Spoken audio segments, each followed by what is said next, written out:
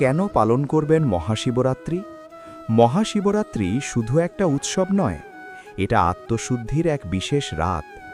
এই দিনে ভগবান শিব তাণ্ডব থামিয়ে মানুষের কল্যাণের জন্য ধ্যানে বসেছিলেন। শাস্ত্র বলে, মহাশিবরাত্রিতে শিবের নাম একবার নিলেও বহু পাপ নষ্ট হয়। এই রাত জাগরণ মানে অজ্ঞানতা থেকে জাগ্রত হওয়া, অন্ধকার থেকে আলোর পথে এগিয়ে যাওয়া।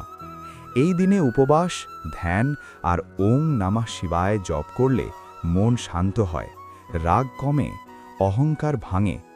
শিব মানে ধ্বংস নয়, শিব মানে নতুন শুরুর শক্তি। যে মানুষ জীবনে কষ্টে আছে, দুশ্চিন্তায় ডুবে আছে, তার জন্য মহাশিবরাত্রি আশার আলো।